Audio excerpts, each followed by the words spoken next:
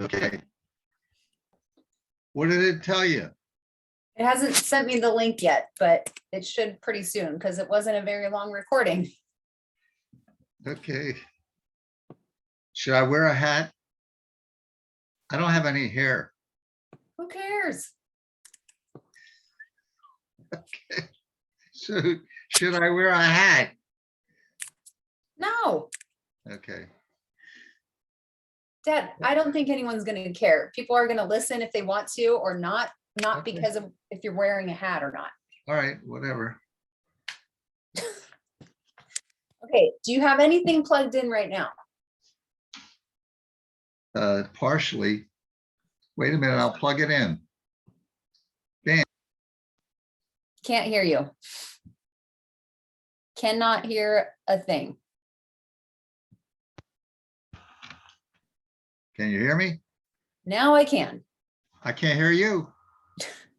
I can't hear you. Talk. Okay. Speak louder. Speak louder. I I unplugged it. This is terrible. Dad, I think it'll be just fine without all that, honestly. Well, only you can tell because you could look at your recording and find out if it's quality or not. That's true. That And is you can't look at it yet, huh? not quite yet. Well, that's okay. You know what? Let's just proceed right now as if this is the real thing and this will be the dry run. Sounds great. Okay. I closed all my doors for you. Close your doors. What's that mean? You gave me crap last time because I had my printer showing in the closet and stuff. Oh. Okay. Start the show. Okay. Hello, I am Sarah Weger. I'm a wife, a mom, and the youngest of 8 Hudsons, including 4 boys and 4 of us girls.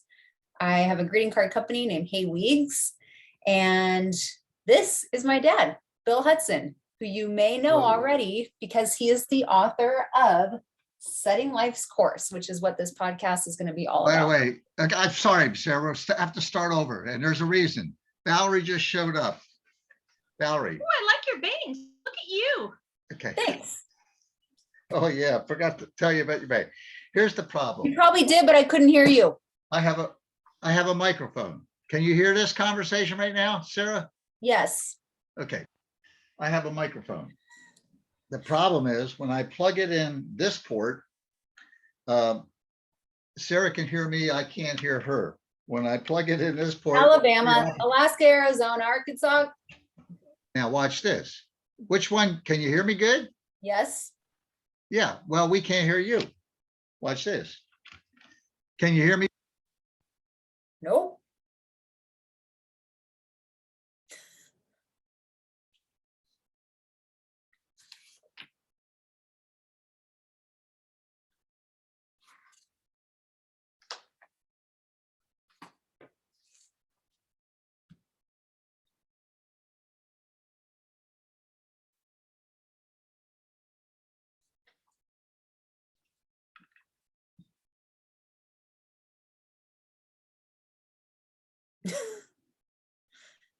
You muted yourself. Okay.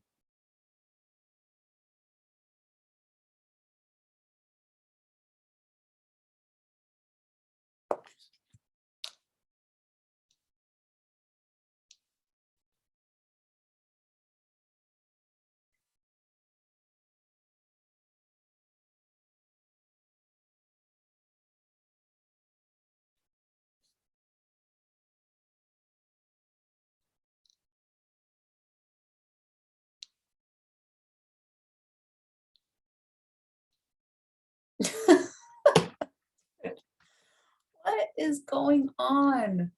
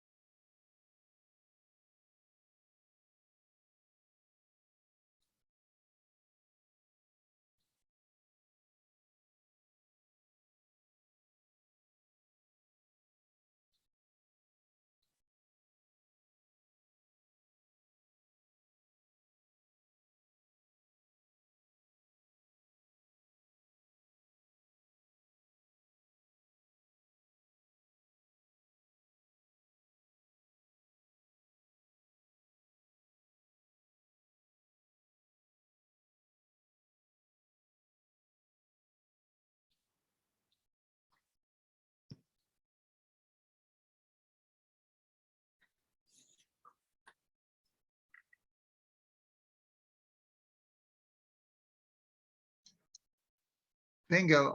Sarah, I'm sorry for the frustration. I think, can you hear me? Yep. Okay. And you haven't had a chance to review the last meeting, right? No. It's okay. Let's have a dry run again. I'm sorry. And I'm going to shut this door so we have no outside stuff. Okay. Val had it. She thinks it's my computer, and I think we'll have to do this another day, but let's have a dry run while we're doing this. Okay. Okay, hold on.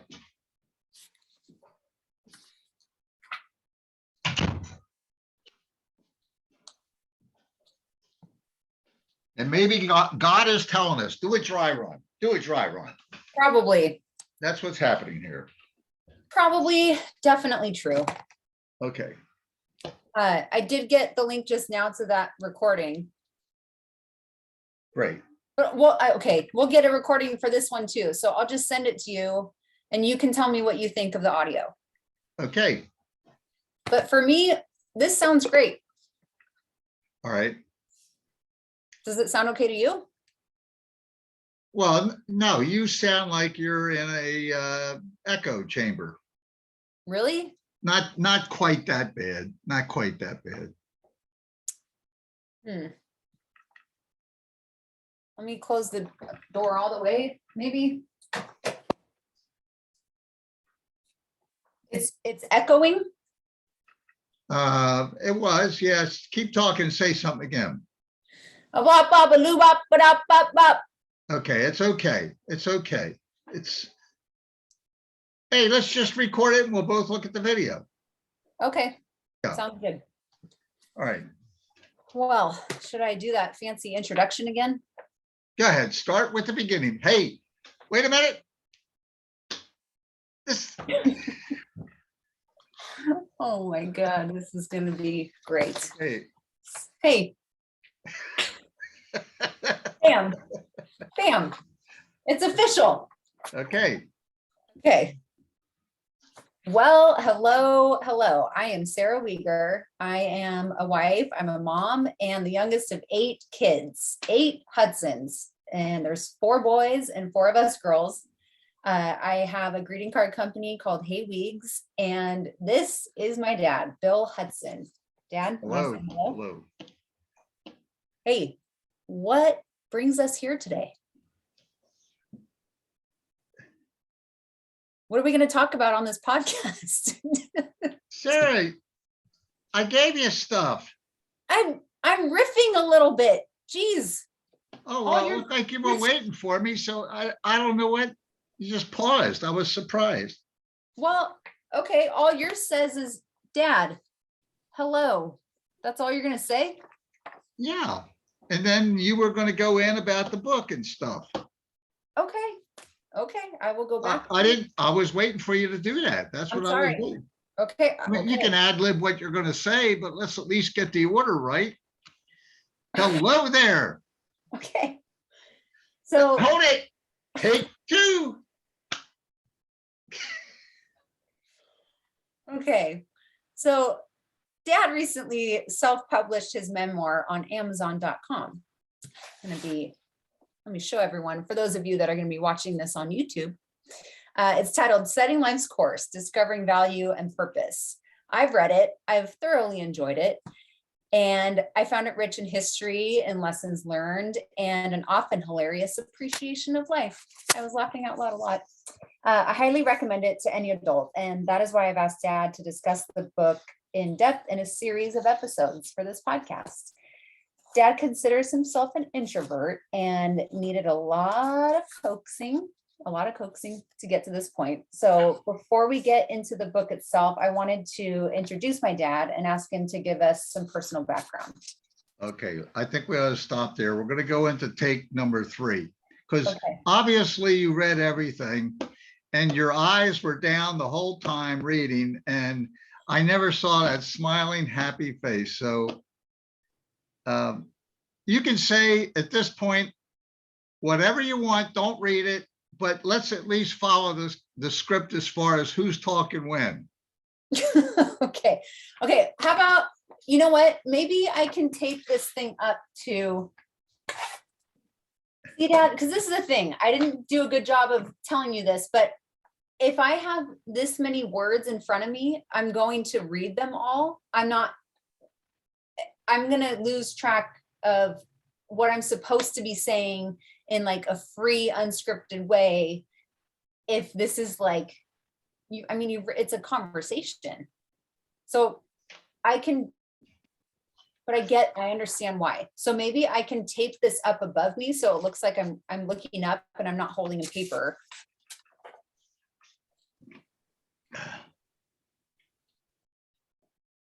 Okay, let's do that.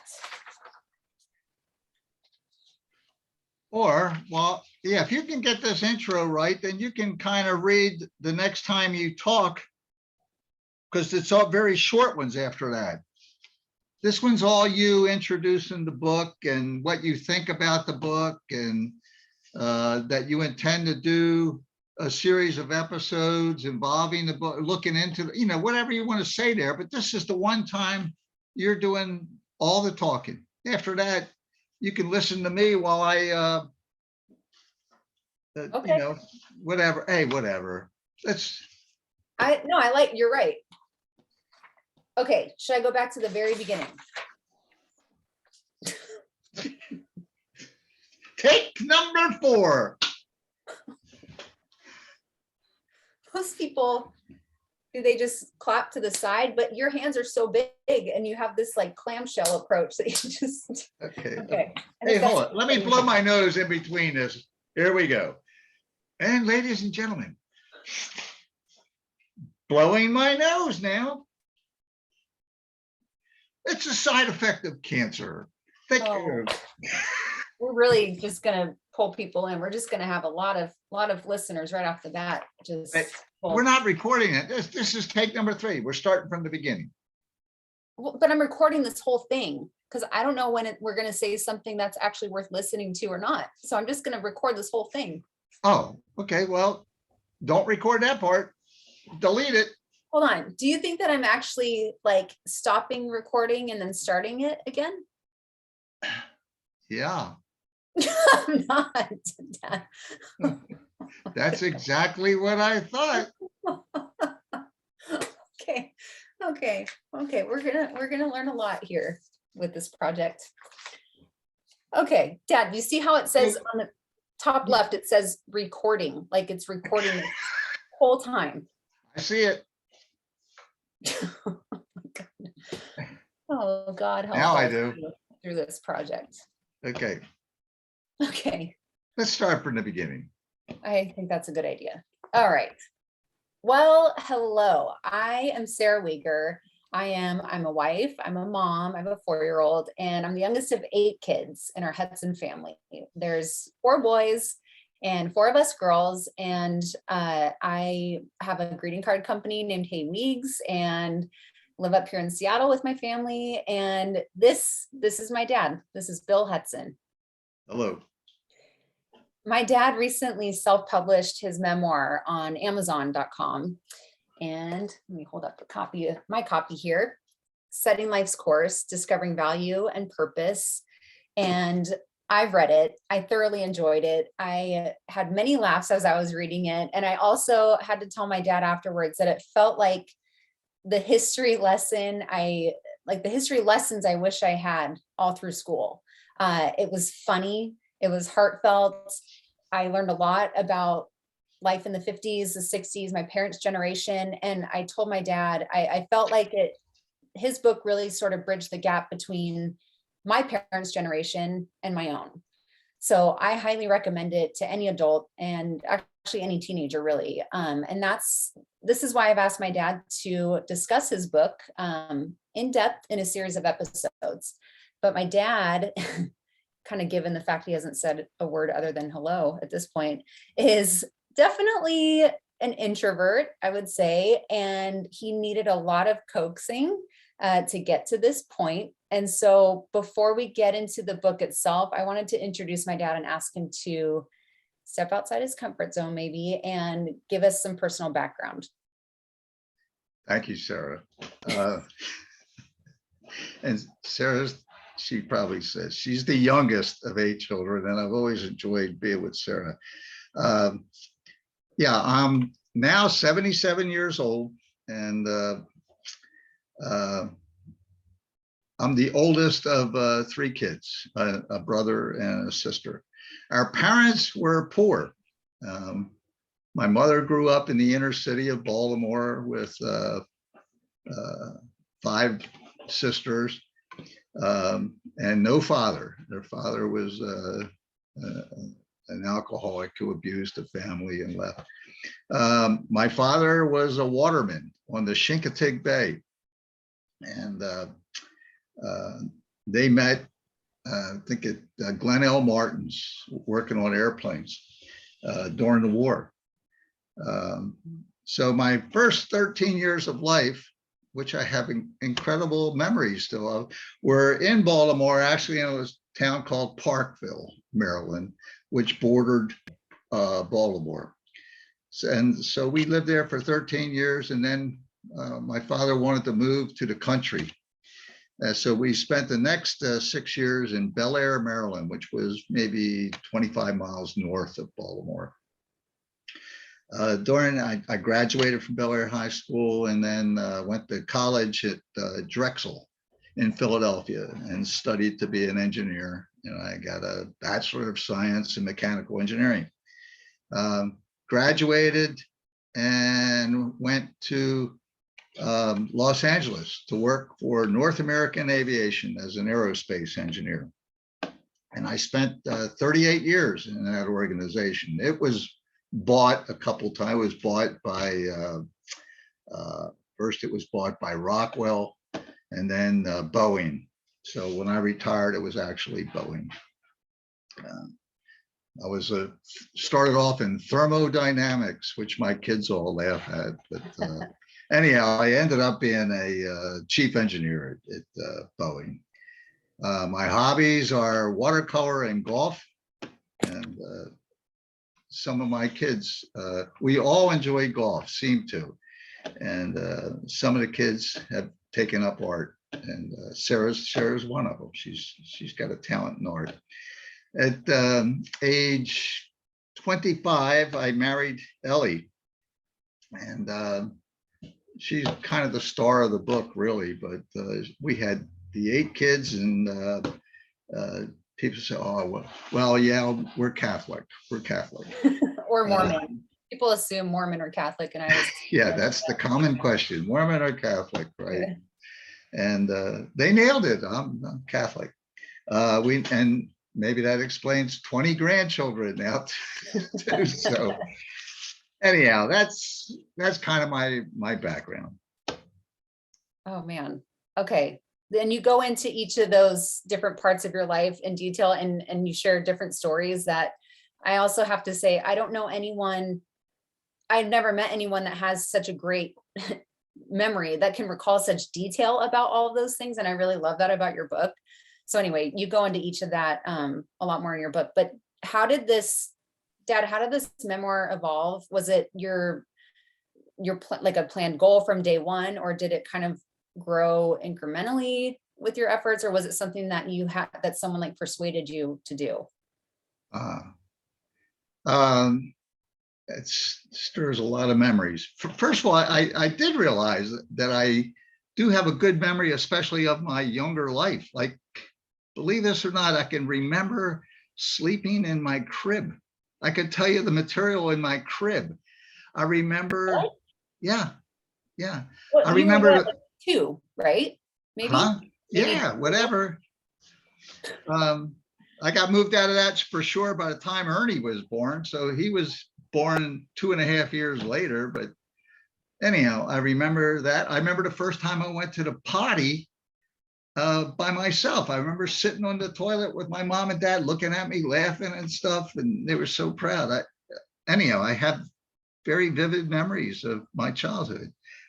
But getting back to your thing, your initial question of what led to this, I had never, growing up, I never had written anything except technical proposals at work. And I was, that's one thing I was good at, is a technical proposal. Even in high Um, school or middle school, you didn't have any interest really in writing? Or stories? reading. Pretty much I tried to avoid those. If I had to do a book report, I'd buy a classic comic book and read that real quick and do my book report, so I didn't really enjoy reading much. Hmm. But Proposals. after doing the technical proposals, I that's when I took up watercolor. I got moved to a remote location up around the Palmdale area. And a bunch of us engineers went up there, and we had to stay up there during the week and come home on the weekend. So it was a real burden on the family. But at night, I was wondering, what do you do around here? I'm living by myself in an apartment, and I ended up deciding to take a watercolor class at Antelope Valley College. Well, to back up, I don't know if we mentioned it, but at the time our family was, and mainly still is, in Southern California. So around the Orange County area, Yeah. which was how long of a commute for you at that point? Oh, from Fountain Valley to Palmdale was about 100 and close to 140 miles, I think. So it was not right through the heart of Los Angeles. So it's not possible to commute. Yeah. Yep. So you were staying at an apartment during the week while you worked, and then you'd come home for Friday night, treat night, movie Right, night. right. Yeah. But you took up watercolor classes. Yeah. So yeah, the job was great, but being away from the family was a real penalty. Anyhow, I focused on watercolor I was up there for 6 years, full time, starting in '94, and took up the watercolor painting, and I got fairly decent, and I kept painting. I retired in 2000, but stayed on working 2 days a week so I could be home and just drive up there and stay 2 consecutive days and drive back home. I did that for like 3 more years as a consultant. And then I got pretty good at the watercolor, and I wrote a book, another technical book called The Watercolor Pocket Guide. In fact, I think this is my studio. I have one over here, and let's see. This was my watercolor pocket guide, and it's a useful book. I still teach classes, and people like them. But then People that can't see you do, yeah. So the maritime paintings that you do, imagine an aerospace engineer also being a really great artist, and that art, I would say naturally as an engineer comes out as very technical. So your paintings are very, very detailed. right, Which means right. that, yeah, as an engineer, you also probably appreciated the process of outlining the details and the steps to take to make this painting, which turned into the pocket guide. So that was the first time you wrote and published something. Right. Yeah. But that's when things started going to a different direction. My health got bad, and I had to take a lot of drugs for multiple myeloma, and my hands were shaky. And since I like to paint ships and maritime scenes, I was too shaky to do the rigging on boats and things like that. So I made this little tool for myself. And your brothers, Will and Luke, they were baseball players by this time. Mhm. And they were home, before spring training, and they noticed this tool. And Well, hold on a second. We should probably let people know how important baseball is in our family, and still is in our family, because so all 4 of my brothers played baseball through college, and 3 of them, right, were drafted out of high school. right, And again, out of college. And then at one time, Will and Luke were both playing professionally for the Cincinnati Reds organization. And then Luke was in the major leagues while Will was playing minor league ball, right? Because go ahead and talk on that if you want. that good background. It's all true. So they they noticed this gadget. And now, mind you, now here they are with free time before spring training starts up again. And they noticed this gadget and being industrious, in particular, Will, my youngest son, says, hey, we ought to patent that thing and sell these things. And I knew what it took to patent things, because I actually have quite a few patents working for Boeing, you know, and North American Aviation and so forth.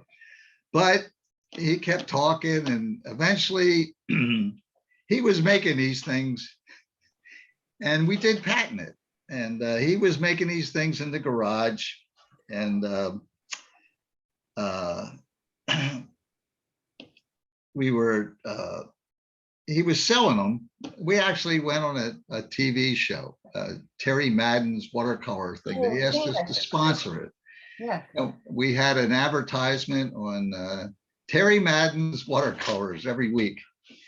And then Terry Madden died. I don't remember the exact sequence of events, but in order to keep marketing this thing, Will says, we need you to write a newsletter. And again, it's one of those things I felt reluctant to do. I didn't want to do it. I didn't feel comfortable doing it or confident, but I started writing these newsletters once a month. Okay. And actually, if I started writing stories from when I grew up in Parkville, the first 13 years of my life with some, you know, we were, I wouldn't say delinquents, we, you know, just fun. It was fun being in Baltimore. One could say you were delinquents. Well, we didn't harm anybody or anything. There were funny little things. Other than yourselves. Yeah. So whenever I wrote a story like that, that would have a lesson learned that I could apply to art, Yeah. I'd always get a lot of comments from people. They enjoyed those stories. And yeah, I said, man, they were the only ones I really got a lot of comments about. And it always brought back memories with people. So they'd share their memories when they wrote back to me. So anyhow, I felt like, well, people like those stories. And then I also, in that time, I wrote a book. I said, well, I could write a book for my kids and kind of write what I remember about each of you guys growing up. Yeah, because you had sort of gained a little bit of confidence. Right, exactly. Yeah. So I wrote a book for you guys. I think I called it Thoughts from a Grandfather or something. Mm-hmm. And I know you guys appreciated it, or certainly were nice enough to say so, but I enjoyed recalling all those things before I forgot about them. And it was a huge gift to us. I learned something about every single one of my siblings, and it was such a gift to, I think everyone gets to some point in their life where they think, oh, I should write a book and I should write down memories that I have. And then you wish you asked more questions about, you know, your parents or your relatives' upbringing, but you did that for us and you put it in a book for us that we'll have forever. Yeah. Yeah. And it was fun. It was fun. And I think that's when I decided I had the confidence to, maybe with your response and people's response, I said, you know, I'm going to decide to write a memoir about my first 13 years of life in Parkville. And that was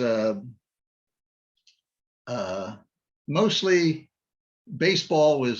I realized baseball was kind of a big thing with us in Baltimore.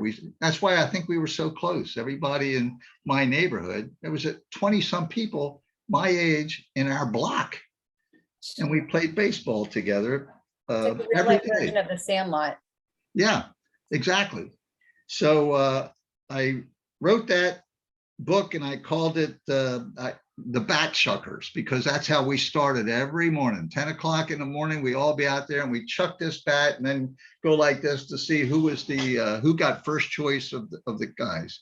So chucking the bat, like if you're listening on the podcast version of this, so you just take turns putting one hand like a firm grip on it, and you keep stacking up those hands until whoever got the last full grip got the first choice of players. So here's 15 kids there lined up, and these two captains, we picked different captains every day, and we chucked the bat, and that's how we started every game. Jeez. So you're writing this memoir.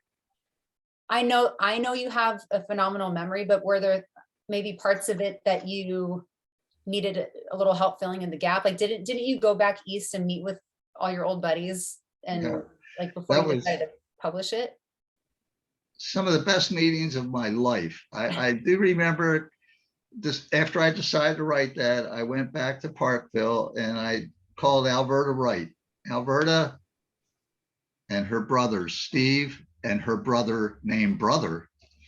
And we all met at on Alberta's coffee. She still lives in the same house as her parents. These parents are deceased, but Alberta still lives. She was 2 doors away from me. And we met at her dining room table for a few hours, and we just laughed and laughed. And I watched, Steve was married. He brought his wife to the meeting, and she just kept laughing because she had never heard these stories either. So I said, wow, I had the confidence to, I knew I had good material.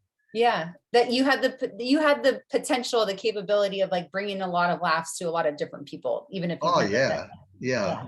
And then they told me Mike and Dick Wentworth, they were the ideas guys, that we followed those guys, and we always got in trouble with those guys, but it was funny kind of trouble. And that's when I looked up Dickie Wentworth, and it's amazing to me that the people I just mentioned, Mike and Dick Wentworth and the Wrights, are still alive. And a few of them, as I go into the book, were in jail, and there was some bad things. But at that time, the first 13 years of my life, it was just fun.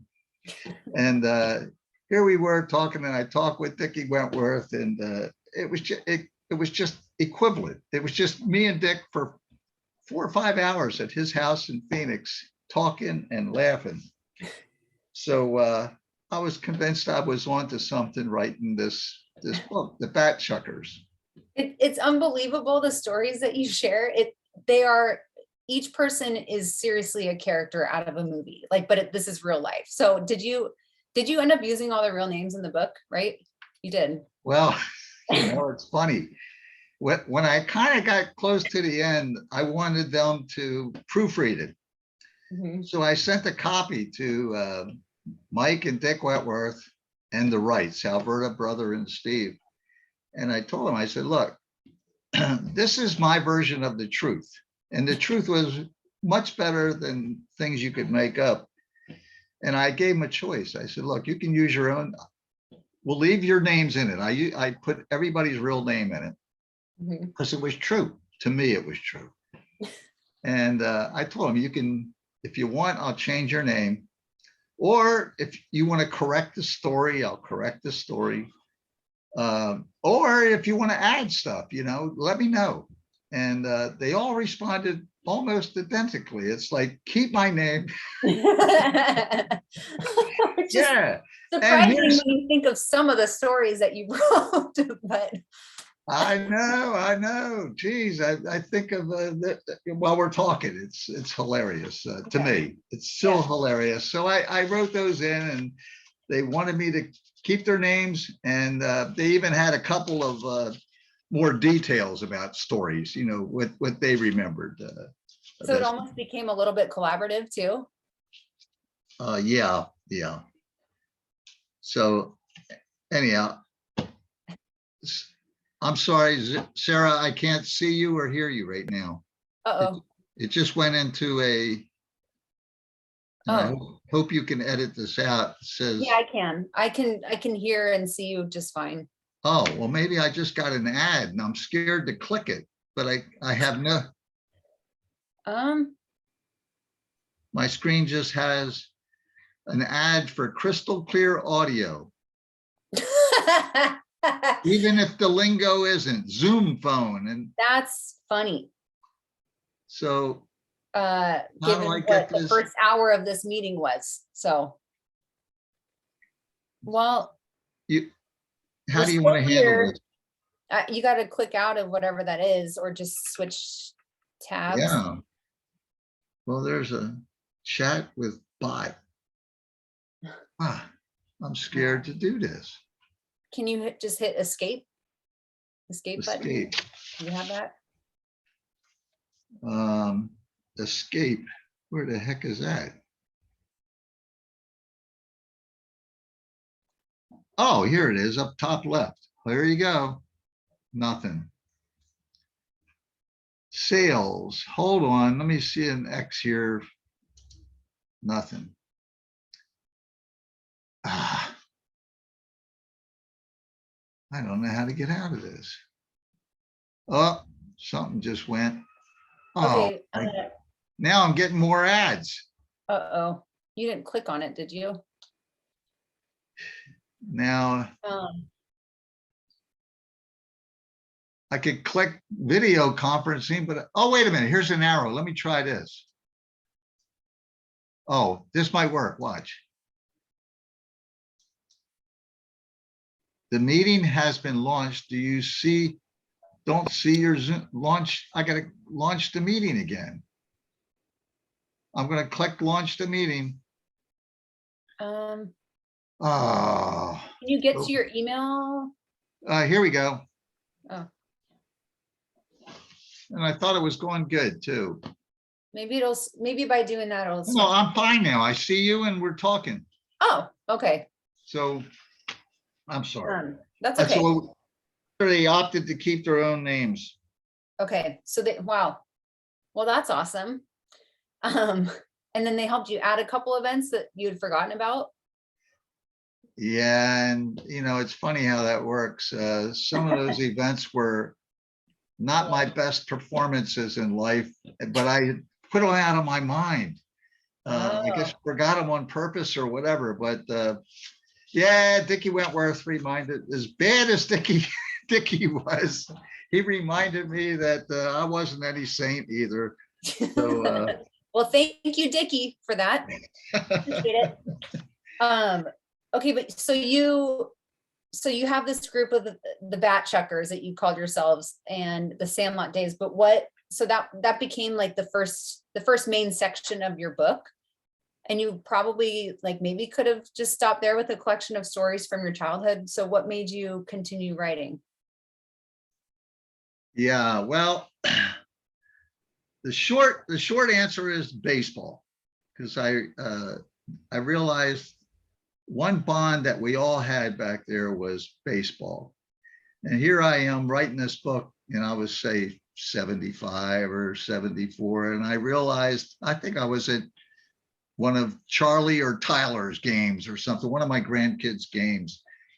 And I realized, my gosh, this baseball is keeping us together as a family. And it was huge with all you guys, and sports in general were huge. Mm-hmm. You actually played on Little League, Sarah, and where the girls didn't play baseball. They may have played a little softball. Sarah actually played baseball.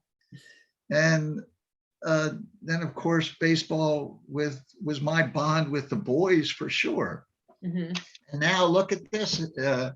In today's world, it's the bond with all the grandkids, baseball, certainly with the boys. And now, my sons, Brian, Joe, Luke, Will, they've all been involved in, well, not Joe yet, but he will be, but they're all involved with their kids in baseball. So I had all these lessons learned growing up in sports. And now I started to see a connection with my growing family, and all the lessons learned in that, it kind of helped me sort through life. So I decided to write that down and document it, because I thought there was a lot of applications to life. Mm-hmm.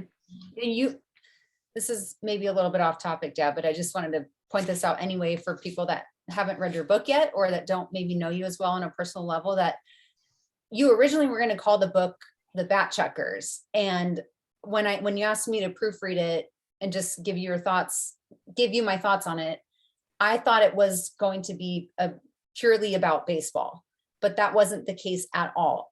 What I loved about the book is that baseball just kind of happens to be the common thread, like that. It happens to be sort of like the vessel for all these different life lessons that apply to everyone at any age. And maybe they learn them at a certain age or they learn them later, but they're universal and they're timeless. And they just so happen to be presented to you in the form of baseball. Right. So I Right. think it's really cool. It's not a book just for baseball fans. It's a book for seriously anyone like my age, your age, to help them come back, remember things from their childhood. Right. For people my age that want to understand better what that time was like, and understand their parents better, and then also just be entertained as hell. It's so funny. So I just wanted to kind of point that out for people that might think it's a baseball book. It's not at all. Yeah, no, in fact, it took me writing the book to realize all the series of events and how they linked up in life through, at the time I thought they were coincidences or, just a stroke of luck or something, or how my jobs lined up or where I was. But I noticed this as I wrote, only until I wrote this book through to the end did I realize there was a purpose. And, you question your purpose in life. And I think Mark Twain said, the two most important days of your life are the day you were born and the day you find out why. And that was what I was realizing writing the book. And my family is my big reason. That's a pretty big conclusion, I guess. Would you say you had any other big conclusions that you've reached by writing? Oh, sure. I firmly believe that God intervened. If I had just been free to make my own decisions, it wouldn't have turned out this way. So I believe there was real intervention. And I believe that happens with everybody to some degree. But a lot of times we don't realize it. Looking back was a great, it was a great exercise. So it made my life have more importance. And I think when you're writing, the memories, you focus so much on stories and trying to get them right, and these memories keep coming back. Yeah, and they're not exact. Like anyone that knows you knows that you're really funny. You're very loud. You're not a total introvert around your family anyway, but there's a lot of like joy and fun experiences. While that said, you don't exactly like dance around anything. Like you definitely cover the tougher things that you went through, like, with maybe between your dad and your, just certain parts of your upbringing. And I appreciate that. And I think that's the way that you tell these stories just keeps them universal and very relatable. And I appreciate that you use them in a way that it's like you're making the statement that they're necessary, like these challenges and like the adversity that you went through, they're necessary for your development. And so I just wanted to also point that out, because it's not just a memoir about your life. It's saying, hey, these are things that are probably going to happen, things that hopefully lessons that you'll learn. And this is why they're important for you, because they help you discover your purpose. Yeah. And I strongly believe the same. Adversity is necessary to grow through life and to mature, to realize the true value of things. So yeah, there's a lot of adversity. There's a lot of things that are humorous, but that's the joy of life too. So anyhow, I hope that comes through. I think it does. It's awesome. Dad, do you have any, now that you're done writing your memoir, and we're going to talk about it a lot, but do you have any recommendations for anyone else, since this was a totally new experience for you? And like you said, it wasn't exactly planned. Like you didn't plan to be a writer. But it was all those coincidences, having the memories, trying to write them down, and then getting validation with old friends.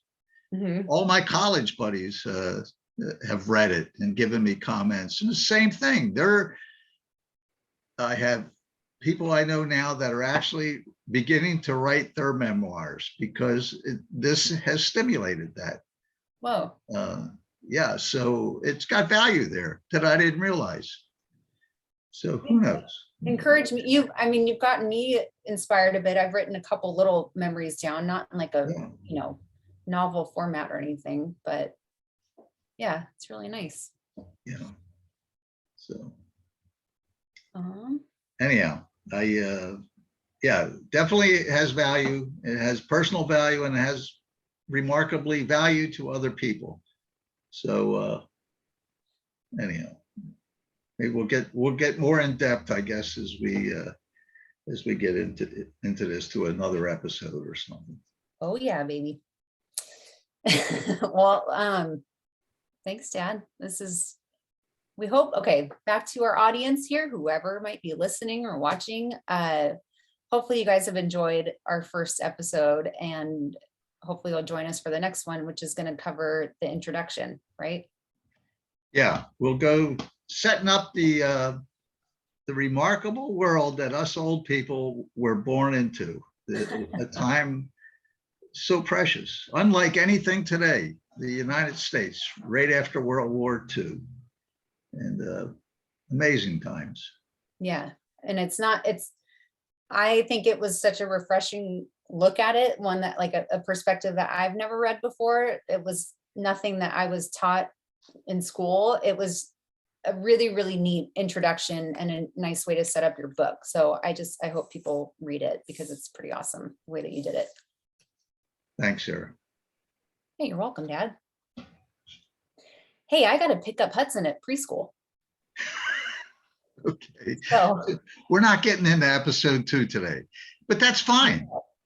we're not, but okay, hey, I feel good about this. I'll check the audio and maybe it won't be a dry run. Maybe we could actually use it, but we'll see. Okay, totally up to you. Yeah, give me your feedback. Let me know what you really think.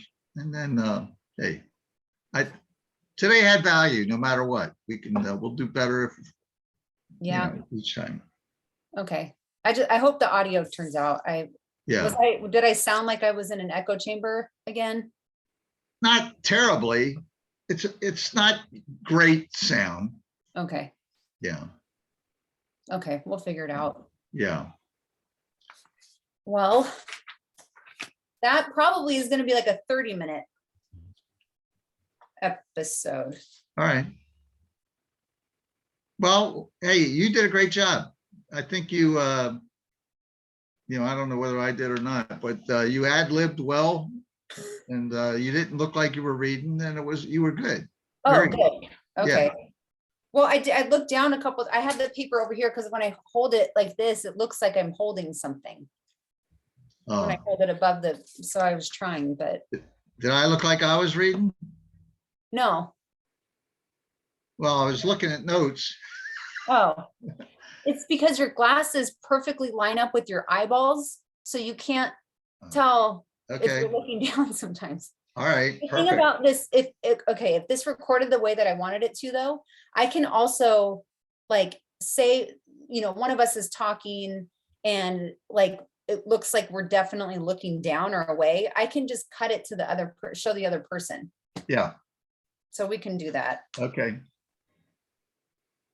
Okay. Okay. Hey, we're doing this. Sarah, hey, thank you for doing this. And I hope it works out for you. But I don't mind doing it this way. So. This is fun. Yeah. I don't want it to, it already is working out for me. Just do it. This is a really neat project, Dad. I'm excited about it. Okay. And then, who knows where it goes? You never know, but for some reason I felt like this is one of those coincidences in life. Yeah, I agree. So, yeah. Well, I'm glad it's with you. hey, thanks, Dad. Yeah. Yeah. All right, girl. Well, Okay. I'll just Hey, wait, hear feedback from you. and cut, Okay. and cut. Okay, Pam. All right. All right, Dad. Love you. Love you, Sarah. Love you too, dude. We'll, Bye. we'll figure out the next one whenever. Okay. Okay. Okay, bye. Bye.